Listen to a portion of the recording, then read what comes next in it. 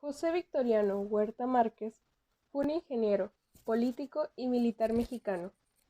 Fue presidente de México desde el 19 de febrero de 1913 al 15 de julio de 1914.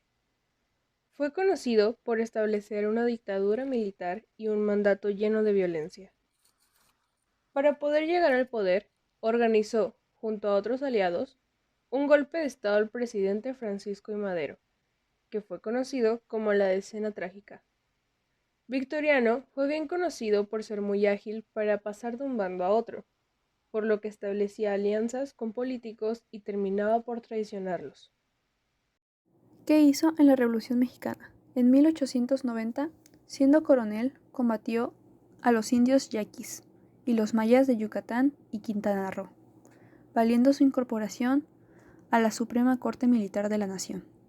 Cuando Francisco Madero se alza victoria, estaba en Europa, pero rápidamente se enrumba a México y se incorpora una vez más al ejército. En el momento que Francisco León de la Barra era presidente de México desde noviembre 1911 a febrero de 1913, empezó a tener una conversación con Emiliano Zapata, movimientos zapatistas y enemigo de bloque revolucionario maderista, lo cual causó que Francisco Madero lo sacara, se molestara con él y lo sacara del ejército de México. Se dio otra rebelión contra Francisco Madero, esta vez por un tal Pascual Orozco. Victoriano es perdonado y vuelve a su puesto como militar. Como resultó ganador de la lucha contra Orozco, ganó mayor confianza con el presidente Francisco Madero. En 1912 tuvo un problema con el conocido Pancho Villa. En ese momento, Huerta estuvo a punto de fusilarlo, pero los hermanos del presidente Madero intervinieron y no dejaron que pasara más allá de unos días de cárcel para Pancho Villa. Esto generó un rencor silente contra Madero por parte de Huerta. Victoriano Huerta logra derrotar a Orozco en el poblado de Conejos, Rellano, La Cruz y Bachimba, por lo cual el presidente Madero lo nombra secretario de guerra en la capital de la República. Tras otra rebelión contra el presidente, esta vez encabezada por Félix Díaz, este grupo insurrecto trata de hacerse amigo de Victoriano Huerta para que les ayude a tumbar al presidente Madero. Victoriano no acepta porque piensa que sería utilizado para los fines de este movimiento y luego desechado. Victoriano Huerta estaba molesto con Madero por lo sucedido con Pancho Villa y su decisión de querer sacarlo una vez más de fuerzas militares. Sin embargo, actúa en bajo perfil, como quien dice, por debajito. Victoriano asume la comandancia militar de Ciudad de México. Desde esta posición decide traicionar al presidente Francisco I. Madero. Se reunieron 70 jefes y oficiales constitucionalistas y representantes de todo el país con deseos de continuar la revolución y lograr cambios en lo político, económico y social. Entre ellos estaban los tenientes coroneles Cesáreo Castro, Juan B. Treviño y Lucio Blanco, los tenientes Lucio Dávila, Juan Dávila, Andrés Saucedo, los mayores Luis Gutiérrez, Daniel Ríos Arteche y Juan Castro. El objetivo del plan era principalmente político, enfocándose en restablecer el orden constitucional. El Plan de Guadalupe se redactó y firmó el 26 de marzo de 1913 en la Hacienda de Guadalupe y se promulgó en Eagle Pass, Estados Unidos, el 31 de marzo de 1913.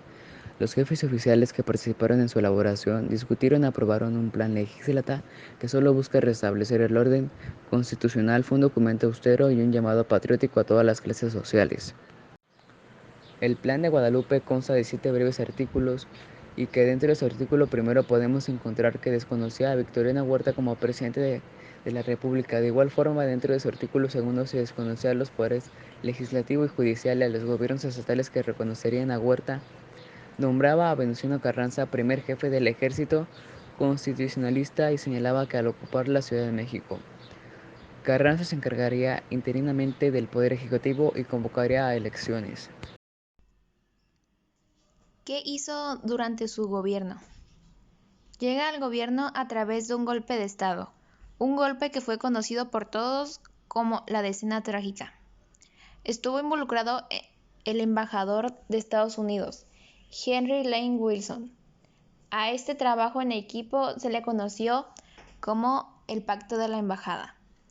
Para meter preso a Francisco I. Madero y a su vicepresidente, Pino Suárez les mintió, prometiéndoles que los iba a resguardar y facilitarles la salida de la capital. Ya siendo públicas sus renuncias y aprobadas por el Congreso, nombraron como presidente a Pedro Lascurain.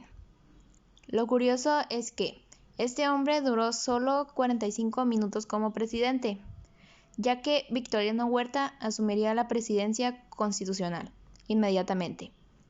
Todo estaba planeado con antelación. El 22 de febrero, Huerta planea otra estrategia para quitarle la vida a Francisco I. Madero y a su vicepresidente. Envía a unos sicarios para matarlos a balazos, justificando sus muertes como un intento de fuga. En su etapa como presidente se centró en dividir y acabar con sus enemigos políticos, incluso si ello involucraba asesinar a varios diputados, profesionales, propietarios y funcionarios públicos. Cometió errores como sacar del gobierno a su aliado Félix Díaz, disolvió el Congreso y asesinó a civiles en protestas. Entró en conflicto de negocios petroleros con Estados Unidos, error que le costó la presidencia. Esto ocasionó que el gobierno de Estados Unidos cambiara su apoyo hacia el movimiento constitucionalista dirigido por Carranza y permitiera su caída a sus fuerzas a mano de Pancho Villa y Álvaro Obregón. Huerta entregó la renuncia a Francisco Carvajal y se fue rumbo a Europa.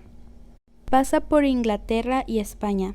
Es apresado cuando vuelve a América, específicamente en su trayecto de Estados Unidos a México, El Paso, Texas.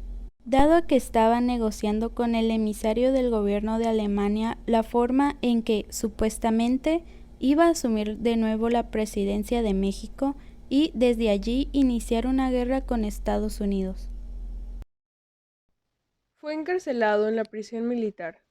Murió en el Hospital Providence de Fort Bliss, a la edad de 63 años, el 13 de enero de 1916, por el empeoramiento de una enfermedad llamada cirrosis hepática.